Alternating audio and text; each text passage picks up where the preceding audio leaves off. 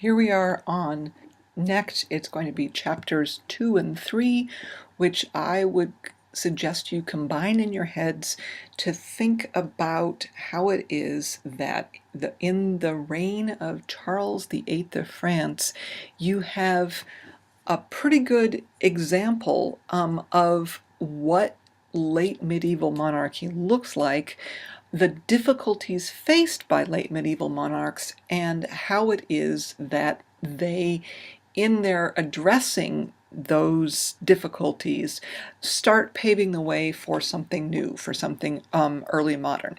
So here too, as with the last piece, we're looking in particular at questions of continuity versus change, at questions of periodization, that is to say, what is medieval, what is early modern, on the early modern caterpillar. And we are looking at the development of monarchy and the state, because that is what Knecht, at least for this part, is most interested in as that develops over the couple decades from the 1480s through the early 15 teens. So, having said that, remember I said in the last set of discussions, the last piece that I did, that the issue with feudalism as a political system is that it pretty much means that kings are relatively weak in relation to their nobility because of all the things that nobles do for kings, that kings rely on nobles for the administration of a kingdom. It is also the case that medieval kings, as it said over here, they are kings by virtue of sacred oaths, but they are also kings by virtue of personal administration. As we pointed out last time, bureaucracies aren't yet all that big.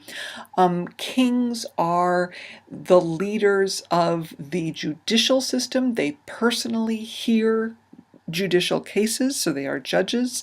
They are the leaders of the military system. They are the commanders-in-chief, but they are also the main general. They lead troops into battle. They are the head family. They are the head of royal families and have obligations that way to their family members, to their kin, to their clan, and they are the guarantors, the protectors, that is to say, of the safety and presumably the prosperity of their people as well. All right, having said that, they are in a weak position. And Knecht in chapter 1, having dealt with the broad categories of late medieval to early modern, in terms of society, in terms of economy, in terms of territory, is now looking for 2 to 3 chapters anyway, at two major parts of that. The question of the territorial consolidation of France, the degree to which it moves from being fragmented, being held by multiple rival entities, to becoming recognizably the territory of France, the Kingdom of France, and the degree to which the monarchy develops in that period in response to some of the things that happen. This is a fearsome outline, but I would say two things to keep in mind. They are not alone. That is to say, it's not just that France is going through this, but that other countries, particularly Spain, England, and the Holy Roman Empire, are addressing the same issues. And one of the issues of early modern, and before that definitely medieval kings, was the problem of the succession, of not having absolutely uniform, consistent rules about how one got from one monarch to the next in a family line. The problem of how that might happen in particular if the next in line for the throne by blood was not of an age to exert his or her claim himself or herself.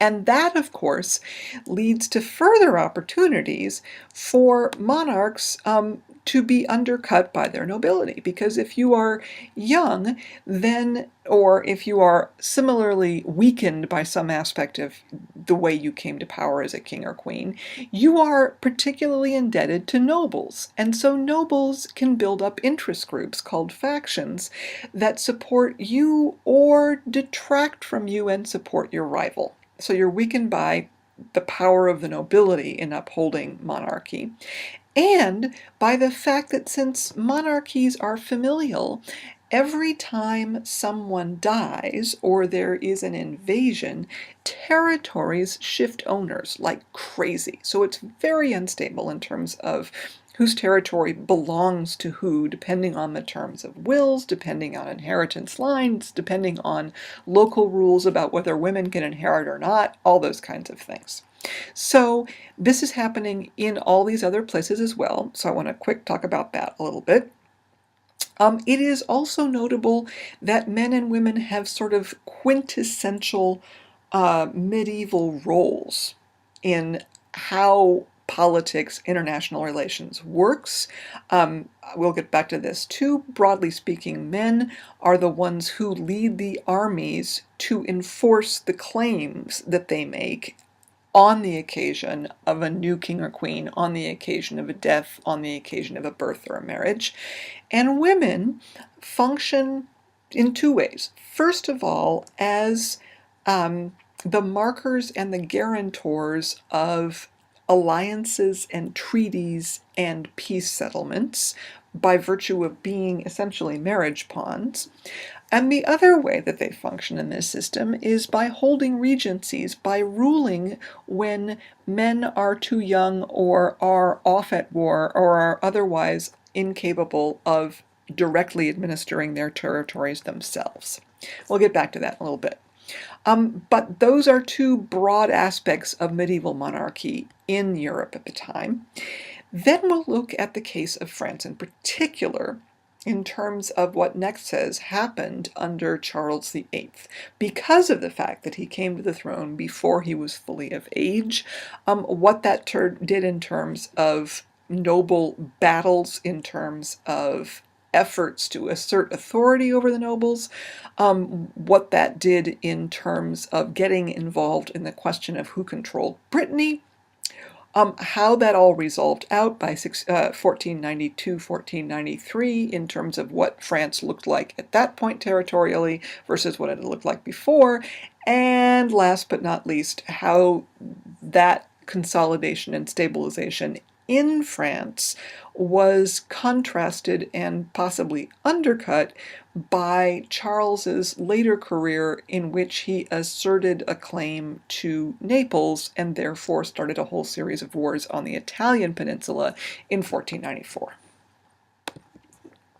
All right, so I said this was one place, but that there were a number of places in Europe that in the later 1400s had problems with the question of who was next on the throne and the tendency for the monarchy to be weakened by nobles throwing their weight behind one side or the other.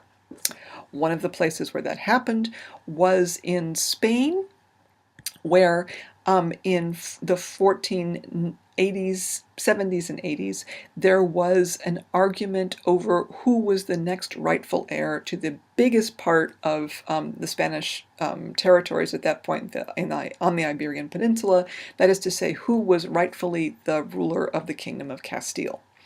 And the two candidates for this, after the death of Enrique IV in 1474, were his daughter, Juana la Beltraneja, and his half-sister, Isabella of Castile. Both of them then are making their claims on bloodlines.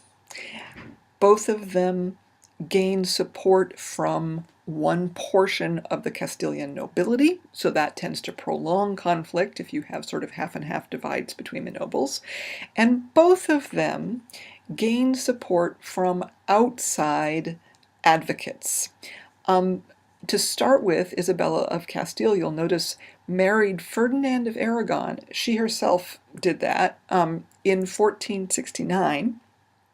She raced off to meet up with him, giving herself an armed champion who at that point had already experienced quite a lot of warfare up here in Catalonia, so he was already a seasoned general at that point. So she gave herself a backer for her claim in a foreigner, Ferdinand of Aragon. Juana la Beltraneja sought the support of Alfonso, King of Portugal. So the same thing there. So when we say civil war, it was a civil war between these two claimants, but with advocates from outside their kingdoms, because, of course, these were two women who were not expected to lead troops themselves. The upshot was that Ferdinand and Isabella won, as you're not surprised to find out, and so after 5 years of war in 1479 concluded peace treaties with Juana and with the King of Portugal, and in the settlement for that, Isabella became Queen of Castile in her own right. She became consort and then sometimes regent in Aragon, and vice versa. So the result was not that these two kingdoms became united into one territory administratively. The result was that you had the joining of two crowns in the persons of these husband and wife. So it was an initial step at unification, but it could have dissolved if things had turned out differently, because it was dependent on the persons and the inheritances of these two people still as separate autonomous monarchs. From there, of course, Ferdinand and Isabella embarked on a project of unification, of consolidation of power, and reconquered Granada from the Muslim kingdom in North Africa, conquered territories up in Valencia, up here, and made sure by the end of their reign that they were the most effective revenue collectors in Castile, that they had people installed in positions of power as their administrators who would serve them and not their own noble interests, and they had made great strides in making the army a crown army, a royal army, not a feudal army raised and captained by rival nobles. So they are symptomatic of this movement in the late 1400s toward more consolidation, at the same time as they are symptomatic of the problem of succession that was playing out all over Europe in this period too. Same thing was happening in England, actually. In the period starting in the 1430s, there had been a period of prolonged dynastic civil war called the Wars of the Roses, where two sub-branches of the royal family of England, the Yorkists and the Lancastrians, had battled it out for the throne, and the latest winner on the Yorkist side had been Richard III, who was on the throne in the early 1480s, but was challenged by the last of the Lancastrians, the Beaufort line of the Lancastrians, and in particular by Margaret Beaufort, the descendant personally of the Lancastrians, who herself could not command an army to claim the throne of England, but who encouraged and facilitated her son, Henry Tudor, in building up a resistance base in Brittany, and from Brittany launching an invasion funded by her fundraising efforts plus the Duchy of Brittany to invade England and meet Richard III on the field of battle, where Henry actually won in 1483 at the Battle of Bosworth. Richard III was killed.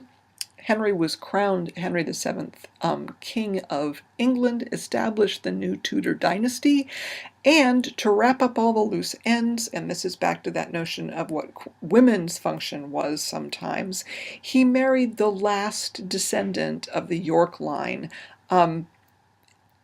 Elizabeth of York, Richard's niece, and in doing so united both of these noble family, royal family claimants, and settled the Wars of the Roses.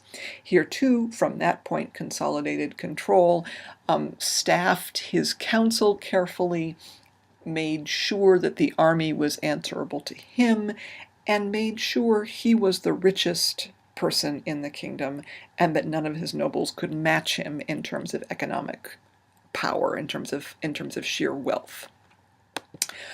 Last but not least, so there's two places